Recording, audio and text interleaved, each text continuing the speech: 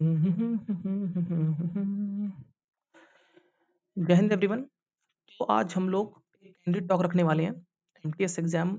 जो नए स्टूडेंट्स मेरे साथ जुड़े हैं इस चैनल पे, तो जो पुराने वाले हैं उनको तो पता ही है कि क्या मेरा आउटलुक है, और नए वाले एस्पिरेंट्स को भी मैं आशा करता हूँ कि आपने पुरानी वीडियोस देख रखी होंगी मेरे चैनल पे, तो उससे आपको पर्सपेक्टिव मिल गया होगा। आज की वीडियो में जो एजेंडा है, कुछ कैंडिड बातें तो मैं करूंगा ही, उसके साथ साथ आपको एक मेथड बताने वाला हूँ जिसमें आपका स्कोर इंप्रूव कर जाएगा। मतलब सबके लिए शायद लागू हो ना हो, लेकिन आप इसको ट्राई जरूर करना। बहुत ही अच्छा मेथड है और बहुत ही आसान मेथड है बेसिकली। इसको बोलते हैं ड्रिल मेथड। इसकी मदद से इंग्लिश सेक्शन जो है जीएस का, एमटीएस एग्जाम का, इसमें बहुत अच्छा आप लोग स्कोर कर लोगे। इंग्लिश सेक्शन एमटीएस एग्जाम की जो क्वीन है, ठीक है, और किंग जो है वो जीएस है। तो सिलेक्शन तो आपका जीएस ही दिलाएगा, वो किंग है, लेकिन बिना क्वीन के होगा भी नहीं। ये भी अब बात आपको मालूम होनी चाहिए। तो ड्रिल मेथड की मदद से आप लोग इसमें कैसे अच्छा स्कोर करोगे, ये मैं आपको थोड़ा बता देता हूँ। बताने से पहले दो चार मैं आपको कैंडिड बातें मुझे करनी बहुत ज़्यादा ज़रूरी लग रही है, बिकॉज इस समय बहुत ज़्यादा लोग डिस्ट्रैक्टेड होंगे, परेशान भी होंगे। डर लगना लाजमी है।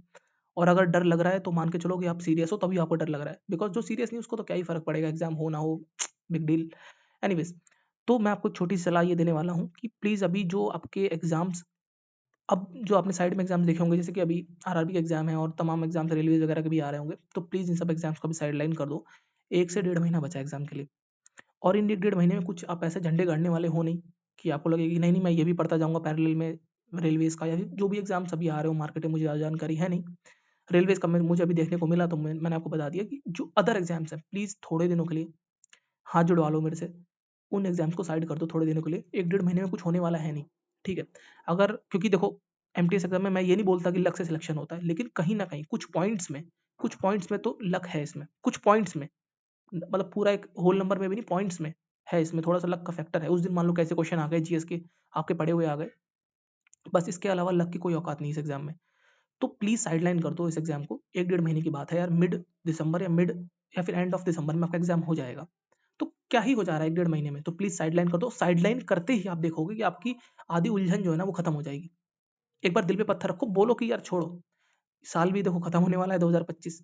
तो मेरे कहने पे एटलीस्ट, ठीक है, मुझे 100 गाली दे दो चलेगा, लेकिन मेरे कहने पे इस चीज़ को अप्लाई करोगे तो आपका बहुत ज़्यादा बर्डन जो है वो हल्का हो जाएगा।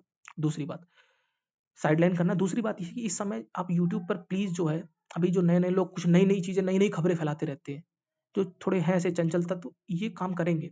जैसे कि अभी अभी मेरे से बहुत सारे कमेंट्स आ रहे थे, बच्चे पूछ रहे थे कि ओएस की वैकेंसी रिड्यूस हो गई, एमटेस की वैकेंसी तो नहीं रिड्यूस हो जाएंगी। तो थोड़ा-सा मतलब एप्लीकेशन ऑफ माइंड भी ज़रूरी है जीवन में।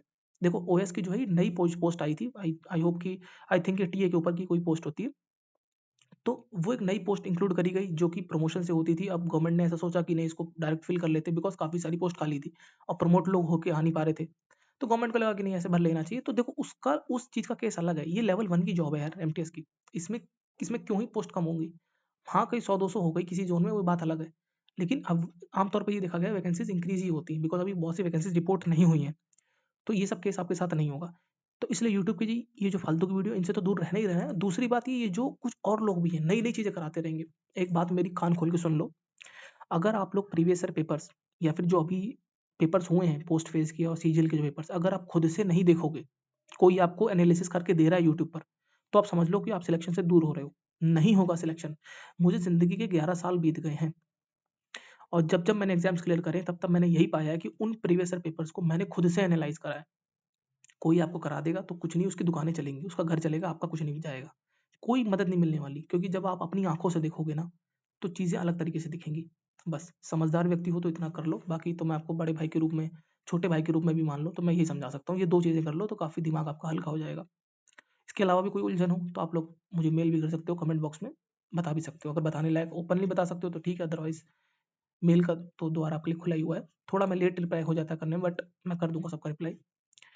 ड्रिल मेथड में हम लोग आते हैं। फ़ौज की ये एक ड्रिल मेथड फ़ौज में बहुत ज़्यादा यूज़ होता है, जहाँ पर ना आपको वो टास्क करना होता है जो या तो एक पैटर्न आपको पता हो, 50% आपको पैटर्न पता हो उस टास्क का, और 50% वो अनप्लान्ड हो, इम्प्रॉम्प्टू हो, जहाँ पर आपको पता नहीं कि आगे क्या होगा। तो वहाँ पे ड्रिल मेथड बहुत ज़्यादा काम आता है। या फिर उस ड्रिल मेथड की मदद से ना एक मसल मेमोरी बिल्ड हो जाती है।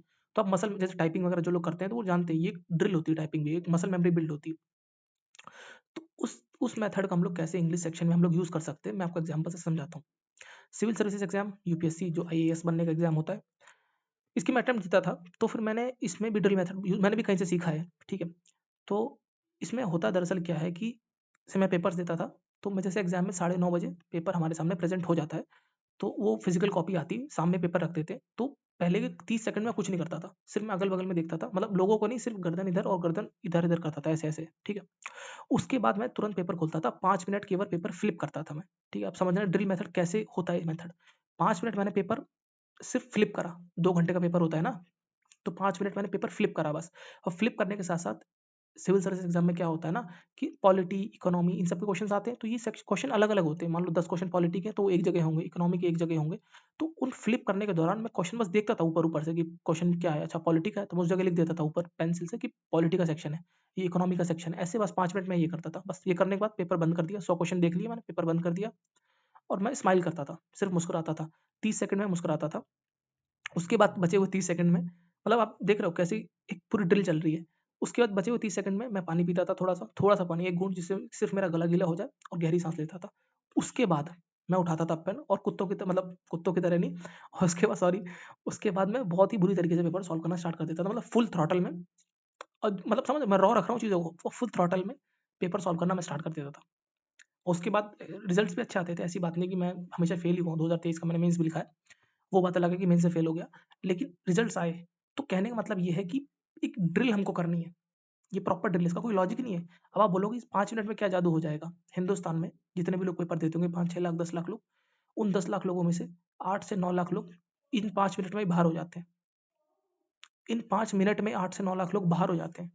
वो क्या करते हैं इन 5 मिनट में उनका सब्र का दामन थमता नहीं है और वो क्वेश्चन सॉल्व करना स्टार्ट कर देते हैं या पेपर देखना शुरू कर देते हैं, क्वेश्चन पढ़ना शुरू कर देते हैं। 8 से 9 लाख लोग बाहर हो जाते हैं।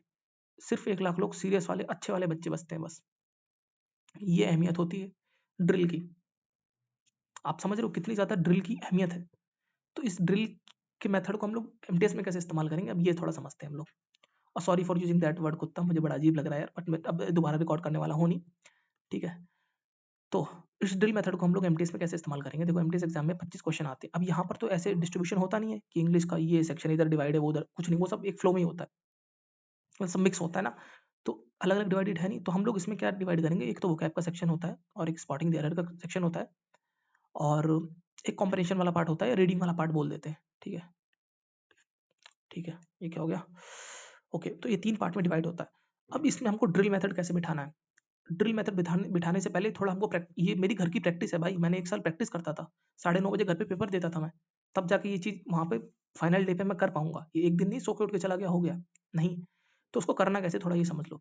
एक बात पहले मेरे कान खोल के सुन लो, 10th लेवल, 12th लेवल और ग्रेजुएट लेवल, स्टेनो और सीजीएल का जो अभी एग्ज़ाम हुआ है, ये पोस्ट फेज़ वाले 10th, 12th ग्रेजुएशन और स्टेनो वाला जो एग्ज़ाम हुआ है और जो सीजीएल का एग्ज़ाम हुआ है, प्लीज़ इसमें डिक्टेशन मत करो कि नहीं यार ये तो 10th लेवल है, ये स्टेनो लेवल है, कोई डिक्टेशन मत करो।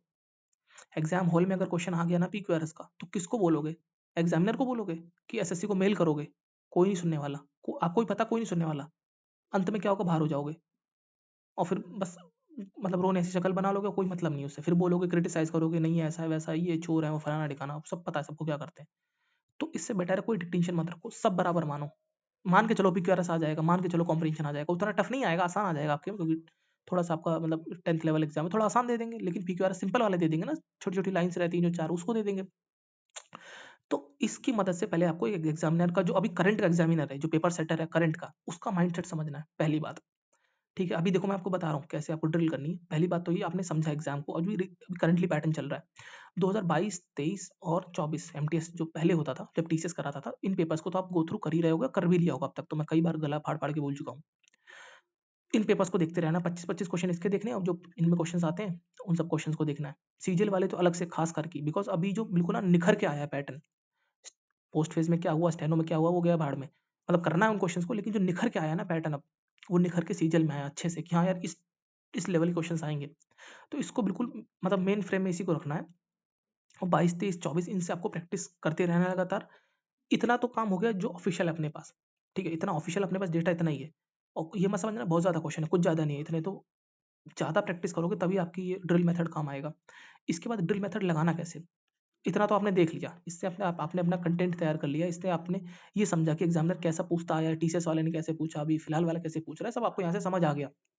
अब क्या करना है, जस्ट अ सेकंड। हाँ, अब आपको क्या करना है, जैसे वोकैब है, स्पॉटिंग एरर है और रीडिंग वाला सेक्शन है। जब आप मॉक लगा रहे हो, ठीक है, अब यहाँ से ड्रिल, अब यहाँ से ड्रिल स्टार्ट हो रही है।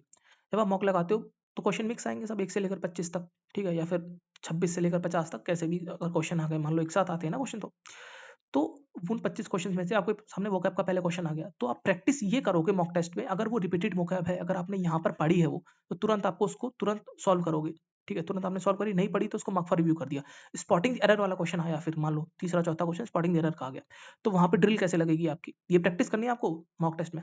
वहां पे ड्रिल ये बोलेगी कि सबसे पहले तो मैं सेंटेंस को ऐसे जर्नली पढ़ूंगा, जर्नल में रीडिंग मारूंगा एक, नहीं समझ आया जर्नल में, मतलब ऐसे देखूंगा एक सरसरी निगाहों से, उसके बाद नहीं समझ आया तो उसके बाद मैं फ्लो देखूंगा कि सेंटेंस का फ्लो में कुछ पकड़ में आ जाए। फ्लो का मतलब ये होता है, सेंटेंस आपने पढ़ा, किसी जगह पर अगर आपकी ज़ुबान लड़खड़ा रही है या कुछ आपको ऐसा लग रहा है, अरे यार कुछ मिसफिट सा लग रहा है यहाँ पर, वो फ्लो का एरर होता है, ठीक है, उस जगह से फ्लो आइडेंटिफाई कर सकते हो। फिर तीसरा आपको लास्ट में लगाना है रूल्स वाली चीज़, जो आप रूल्स सीखते हो, जो भी आपने सीखे। अब मैं रूल्स में क्या बताऊँ, रूल्स तो मुझे थोड़े समझ कम ही आते हैं, जो आपने बुक में पढ़ा है, मैं बुक वाला मेथड आपको बताता हूँ। जैसे सब रूल्स में सबसे पहले आप लगाओगे कि इसका टेंस देखो, सेंटेंस का टेंस सही है कि नहीं, टेंस का तो कोई एरर नहीं है, ठीक है, टेंस में वर्ब का, ये सब चीज़ों का। उसके बाद आप देखोगे सब्जेक्ट वर्ब एग्रीमेंट का तो एरर नहीं है, वो देख लिया आपने। उसके बाद आप देखोगे इसमें आर्टिकल का कोई एरर तो नहीं है। उसके बाद देखोगे स्पीच का कोई एरर तो नहीं आ रहा, मतलब यही सब आपका एडजेक्टिव, एडवर्ब, प्रीपोजिशन, ये सब चीज़, इसका कोई एरर तो नहीं है। तो ये भी ड्रिल है। अब ऐसे नहीं आपने देखा हो सेंटेंस में सोचने लगे क्या क्या रूल लगेगा, ये ड्रिल है पूरी, समझ रहे हो। ये सब करना है आपको जो मॉक करोगे उसमें, स्पॉटिंग एरर के लिए, ऐसी वोकैब के लिए। अब वोकैब के लिए ड्रिल क्या बोलती है, ठीक है, ऐसे ड्रिल अपनी खुद की बनानी है, मतलब मैं क्या बताऊँ आपको, ये पर तभी तो बोल रहा हूँ, खुद के साथ समय गुजारोगे आप और एग्जाम, तो खुद से इन्वेंट करोगे चीज़ों को, फिर बहुत मजा आएगा आपको, देखना फिर यही आपको भीड़ से अलग भी करेगा। तो वोकैब में जैसे मान लो जो आपने पढ़ी हुई है वो तो आप कर ही लोगे, जो नहीं पढ़ी है, अब आप घर पे कुछ क्वेश्चन ऐसे भी तो आएंगे मॉक में जो आपने नहीं पढ़ी, तो कुछ आप दिमाग लगाकर उसमें सोचोगे कि नहीं यार ये सुन मतलब ये वर्ड पढ़ने में ऐसा लग रहा है, या फिर एक मेथड ये भी होता है जो बहुत कॉमन है, जैसे मान लो 4 ऑप्शन दे रखे हैं और कोई वर्ड का पूछ लिया कि इसका सिनोनिम बता दो, और 4 ऑप्शन है। अब आप देखोगे 3 तो सिमिलर से, एक थोड़ा ऑड वन आउट टाइप का लग रहा है, तो ऑब्वियस सी बात है यार कि यही होगा आंसर, क्योंकि अगर ये होगा तो फिर ये क्यों नहीं हो सकता, फिर ये क्यों नहीं हो सकता, तो ये मेथड समझ गए ना बात आप। तो ये सब चीज़ों को ड्रिल में लाओ। ड्रिल का मतलब ये होता है कि घर से आप कुछ सीख के गए हो, एग्जाम हॉल में वही चीज़ इम्प्लीमेंट कर रहे हो बस, और थोड़ा उससे एक स्टेप आगे, मतलब जैसे लोग नहीं बोलते पेपर को आपको 2 गो में सॉल्व करना है, वो सब चीज़ ड्रिल थोड़ा सा ना, और उसका नुआंस्ड फॉर्म है थोड़ा, और उसका मतलब समझ रहे, पॉलिश्ड फॉर्म है। उसमें आपको फ़र्क नहीं पड़ रहा है, जैसे मैंने आपको बताया ना, उसमें आपको फ़र्क नहीं पड़ रहा है कैसे क्वेश्चन आ रहे हैं, क्या आ रहे हैं, आपने जो सीखा है, जो अपने घर में प्रैक्टिस करी है, अलग-अलग क्वेश्चंस को, मॉक को देख के, बस आपको वही अप्लाई करना है वहाँ पर, उसी फॉर्मेट में। या फिर आप घर से ये भी सोच सकते हो, जो कि पहले पॉसिबल था। पहले क्या होता था, 1 से 25 क्वेश्चन आते थे इसके, इंग्लिश के, तो उसमें जो लास्ट क्वेश्चन रहते थे ना, 5 क्वेश्चन, वो क्लोज टेस्ट के होते थे। तो कोई बंदा अगर घर से ड्रिल बना के जा रहा है, तो डायरेक्टली सोचेगा कि मैं क्लोज टेस्ट सॉल्व करूँगा, तो डायरेक्टली क्वेश्चन नंबर 21 पे जंप मार देगा। तो वो ड्रिल है एक उसकी, समझ रहे हो? और इस ड्रिल से ना टाइम भी बचता है बहुत ज़्यादा। कई बार क्या होता है, मैं आपको बताता हूँ कि जैसे मैं एक एग्ज़ाम देता था, उसमें मैं मतलब यही सिविल सर्विसेज़ वगैरह में और सीएपीएफ वगैरह में, तो ना उसमें टाइम देखने का बार-बार कौन झंझट करे, घड़ी में टाइम देखो। उसमें एनालॉग वॉच, हाथ वाली घड़ी पहन के जाने को देते हैं। तो उसको देखे बगैर भी मैं पेपर सॉल्व करता था, 50 मिनट्स में मेरा हो जाता था पहला राउंड। तो मुझे जब मैं देखता था 50 मिनट हो भी गए और घड़ी में देखता था हो जाते थे। ऐसा क्यों होता था? बिकॉज़ इट वाज़ ड्रिल, ये मेरी ड्रिल थी। ये मेरी एक सिखलाई थी कि मैं उसको बार-बार, बार-बार रिपीट कर रहा हूँ। Irrespective of my knowledge bank, because spotting error वाले में क्या नॉलेज बैंक काम आएगी भाई, उसमें तो प्रैक्टिस ही है। स्पॉटिंग एरर की, जिसमें मैं आपको एक बात और बताना चाहता हूँ, एक कैंडिड सी बात, वो ये है कि मेरे से बहुत सारे लोगों ने ये भी बोला है कि स्पॉटिंग एरर की ना, जो आपने पीडीएफ दे रखी है टेलीग्राम के ऊपर, जिसमें मेरे ख्याल से 600-700 क्वेश्चन है, उस 600-700 क्वेश्चन को भी मैंने कर लिया। 2022, 23 और 24 वाले क्वेश्चंस को भी मैंने कर लिया एमटीएस के। फिर भी मेरा स्कोर जो है, मतलब स्पॉटिंग एरर क्वेश्चन गलत हो जाते हैं, मेरा स्कोर इंप्रूव नहीं कर रहा है। आपकी वोकैब वाली पीडीएफ भी मैंने पढ़ ली, फिर भी मेरा स्कोर इंप्रूव नहीं कर रहा है। तो और ये सारे पेपर्स भी कर लिए, फिर भी स्कोर इंप्रूव नहीं कर रहा है। तो अब मैं इस जगह पे क्या बोलूँ यार? ठीक है, कुछ लोग ऐसे भी बोलते हैं। तो इस जगह पे मैं क्या बोल सकता हूँ? या तो आपने उनको सिर्फ़ करने के लिए कर लिया कि नहीं, फॉर्मेलिटी थी, घास काटनी थी, घास काट दी। अरे नहीं भाई, आपको सीखने के लिए था। आपको इन 600-700 क्वेश्चन से कोई वो थोड़ी है कि आपको इससे कोई राब्ता या कुछ ऐसा कि नहीं ये वो है। आपको उससे इससे सीखना था।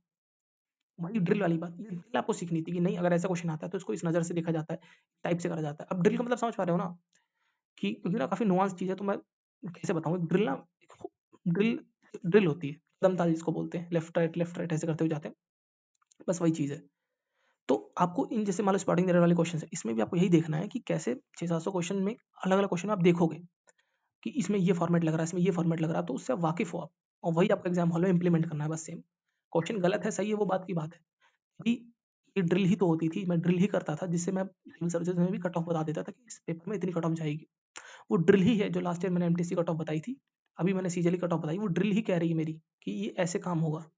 तो इस चीज़ को इम्प्लीमेंट करो, कंसिस्टेंसी बोल लो, कुछ भी बोल लो, रिपीटेड टास्क बोल लो, कुछ भी नाम दे दो, मैं तो ड्रिल मेथड इसको नाम देता हूँ। अब ड्रिल अपने डेस्क पे या फिर स्टडी टेबल पे ड्रिल लिख लो कि मतलब मुझे ड्रिल करनी है बस, इंग्लिश में कुछ नहीं करना, बस एक रेगुलर ड्रिल है मेरी। जो वोकैब के क्वेश्चन है मैं ड्रिल के रूप में, मुझे जो मैंने सुपर वोकैब सुपर फाइनल के नाम से पीडीएफ दे रखी है, उसको आपको बस ड्रिल के रूप में करना है, रोज करना है। क्या होगा क्या नहीं होगा वो सब बात की बात है, बस आपको रोज करना है उसको। तब आप देखोगे कि आप इम्प्रूव स्कोर जो है धीरे धीरे इंप्रूव करेगा। और एक बात मैं आपको और बता दूं, जैसे मान लो आपका स्कोर घटता है, ठीक है, मॉक में आपका स्कोर नहीं आ रहा है, तो आपको उसको छोड़ के आगे नहीं बढ़ जाना है या फिर दिल छोटा नहीं करना है। नंबर गए भाड़ में, रैंक गई भाड़ में, परसेंटाइल गई भाड़ में, कुछ भी आपको नहीं सोचना है। आप जैसे आप कुछ लोग मुझसे बोलते हैं कि इतनी परसेंटाइल है मेरे मॉक में, तो क्या मेरा मतलब सही है, घटी है, बढ़ी, वो सब मायने नहीं रखता मेरे भाई। इंग्लिश सेक्शन में सिर्फ मायने ये रखता है कि क्योंकि इंग्लिश सेक्शन में ना कोई गलती की गुंजाइश नहीं होती। जीएस में वो एब्सर्ड क्वेश्चन पूछ लेंगे फालतू के, कोई फर्क नहीं पड़ता, वो तो वही फिजूल के क्वेश्चन। इंग्लिश में भी मान लो कोई वोकैब के ऊट पटांग क्वेश्चन आ जाते हैं, वो भी कोई मायने नहीं रखते। लेकिन जो स्पॉटिंग जनरल क्वेश्चन आ रहे हैं, या फिर जो नरेशन वॉइस के क्वेश्चन आ रहे हैं, या फिर जो फिलर्स के क्वेश्चन आ रहे हैं, या फिर प्रपोजिशन वगैरह के, तो वो क्यों गलत कर रहे हो? वो गलत नहीं करने हैं। इसलिए इंग्लिश में मैं मान के चलता हूँ स्कोप ही नहीं है, मतलब नंबर गलत होने का, कटने का। 66 क्वेश्चन तो आपको, 66 मार्क्स तो बेयर मिनिमम आपको लाने लाने, इससे कम आएंगे तो फिर नहीं होगा। 69 तक अगर आ जाएंगे तो बहुत ही सेफ स्कोर है। ठीक है, इधर थोड़ा गड़बड़ है लेकिन 69 पे सेफ स्कोर है, बहुत अच्छा स्कोर है। 23 क्वेश्चन श्योर शॉट सही है आपके, बहुत अच्छा, बहुत ही डिसेंट स्कोर है, इतने में सिलेक्शन हो जाएगा। तो आई होप कि आप इससे कुछ बातें सीख पाओगे। ड्रिल मेथड को मैं थोड़ा और रिफाइन करके कोशिश करूंगा, थोड़ा और मैं एग्जाम्पल्स के साथ, जैसे सिविल सर्विसेज का एग्जाम्पल मैंने आपको दिया, तो इस चीज़ को आप थोड़ा लागू करने की कोशिश करना। अभी मेरे पास, अभी जब मॉक सॉल्व करूंगा तब मैं उसमें आपको ड्रिल मेथड लगा के दिखाऊंगा, क्योंकि अभी मुझे भी बनाना पड़ेगा ना, क्योंकि मैं तो उसका एग्जाम की प्रिपरेशन कर नहीं रहा, तो मुझे थोड़ा समझना पड़ेगा कि नहीं नहीं इसका, इस मेथड से हम लोग ड्रिल बना सकते हैं अपनी। और ड्रिल यूनिवर्सल भी होती है। यूनिवर्सल मतलब कि जो ड्रिल मैं बता दूं या ड्रिल आपने बना ली, सब लोग उसको फॉलो कर लो, तो यूनिवर्सल भी हो सकती है ड्रिल। लेकिन पर्सनलाइज्ड अगर रहेगी तो फिर ज़्यादा बेटर रहेगा। मान लो किसी किसी का, जैसे कि मैंने बताया ना, मेरा सिविल सर्विसेज में इकोनॉमिक सेशन बहुत ज़्यादा स्ट्रॉन्ग था, और सिविल सर्विस की तैयारी करने वालों को सबसे ज़्यादा डर लोगों को इकोनॉमिक से ही लगता है, और मेरा सबसे ज़्यादा स्ट्रॉन्ग था वो। तो सबसे पहले मैं वही करता था, लोग सबसे लास्ट में करते थे उसको, लोग सबसे पहले पॉलिटी करते हैं, लेकिन मैंने इकोनॉमी करी थी, क्योंकि इकोनॉमी मेरा इतना इतना स्ट्रॉन्ग था, 4 अटेम्प्ट दिए मैंने, चारों में कभी भी कोई क्वेश्चन गलत नहीं हुआ। मतलब मैं ये बात शान से कह सकता हूँ। तो ये चीज़ है, थोड़ा-सा आपको अपना-अपना पर्सनलाइज़्ड ओपिनियन लेना पड़ेगा। तभी मैंने आपसे यहाँ पर ये बात भी बोली कि ये सब पेपर्स जो है ना, इनको इनकी ना आप इंडिविजुअल मेरिट पे लो, खुद से आप अपनी निगाहों से देखो। किसी और यूट्यूब पे जो आपको लोग बता रहे हैं कि नहीं ये है, वो है, ये लेवल है, ग्रेजुएट लेवल है, ऐसा नहीं आएगा, वैसा नहीं आएगा। आप अपनी आँखों से देखो बस, ठीक है? यूट्यूब पे प्रोसेस्ड चीज़ों से, जो मैंने आपको बात बताई, यूट्यूब पे प्रोसेस्ड चीज़ों से मत देखो यार। आप अपनी आँखों से देखोगे तो ज़्यादा बेटर रहेगा, ज़्यादा बेटर चीज़ें कर पाओगे।